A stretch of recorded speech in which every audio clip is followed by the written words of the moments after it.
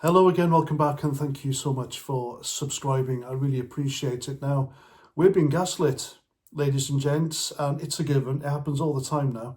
Whenever there's a Islamic terrorist attack, we're being fed lies. Now, interestingly, it's not the government doing the gaslighting because they haven't had the chance. Unlike last year during the Manchester terror attack when Islamic terrorist Axel Rudabagana stabbed three little angels to death, the government pushed the narrative he was some sort of mental health victim, and there were no recent photos of the guy as a grown-up, as an adult. Instead, what we had was a sweet little photo of him as a little boy dressed up as his favourite Doctor Who. So they were pushing a narrative there. They blamed the far right as well. Back then, the mainstream media somehow insisted that the guy was a Welsh choir boy. So yeah, but it's the mainstream media gaslighting us regarding the terror attack in Manchester yesterday. You got Sly News saying that it was all due to a mental health crisis. You had Channel 4 News blaming the Jews for Jews getting stabbed. And then you had the good old BBC blaming the far right. It's what they do, isn't it? The mainstream media in this country. They lie, they gaslight, and they tell us what they think we should know rather than the truth. If the truth is inconvenient, then they'll peddle a lie, as they're doing now. So what do we know about this fellow? Well, there's a few alarm bells. His name, for starters, Jihad. What kind of parents call their kid Jihad? It's like a Western Christian family calling their son Crusade, isn't it? Do you know anyone called Crusade? I don't.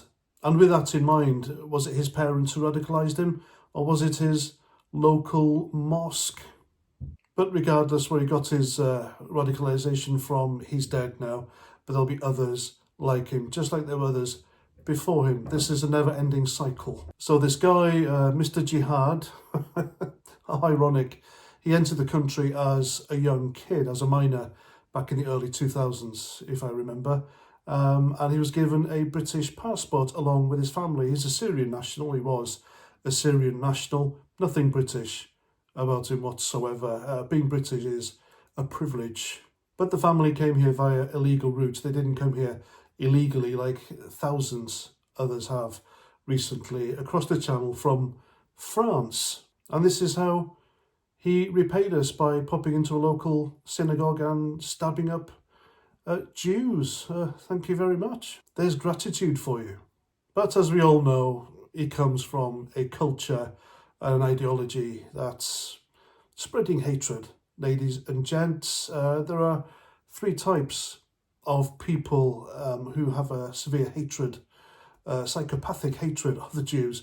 You got parts of the Muslim community, you've got the woke leftist, the far left-wing extremists, and you got some ethnats.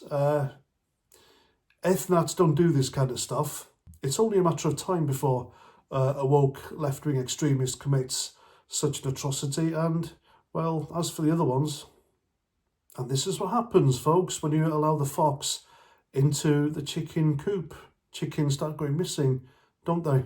And they're being imported wholesale. Nothing's being done to stop them. Instead, Keir Starmer is throwing billions of our tax money to prop them up and make them British citizens, unvetted male adults, the vast majority of them. And they're bringing their hatred of the Jewish community with them. So it was bound to happen. It's happened before, it's happened again, and it'll happen again and again and again. I'm telling you now, thoughts and prayers, they will not divide us, and don't look back in anger doesn't work, because they are weak words. So what do? Well, people are saying we need to vote in reform, but this country, it doesn't need reform, it needs a reckoning. Yeah, sure, we're all going to vote reform at the next election. We've got 4 years left of this Labour government in power, completely turning this country upside down. Whether Keir Starmer lasts until then, who knows? I know I keep making the videos saying he's going to be gone, but it's just me hoping, he does things which, to me, it's like a surefire hit. The guy is going to get sacked or removed, but You know, like a bad smell, he just lingers in the air, doesn't he? Sadly. And so if Advance UK under Ben Habib aren't where they should be in 4 years' time, a legitimate, good standing political party, then I'll have to join the mob and vote reform and get these idiots out.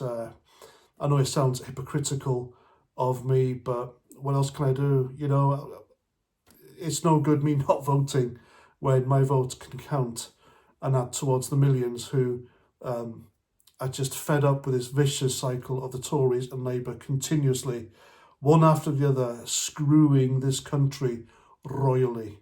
But I think that day is coming, folks, when there's going to be a British reckoning and people are going to have enough.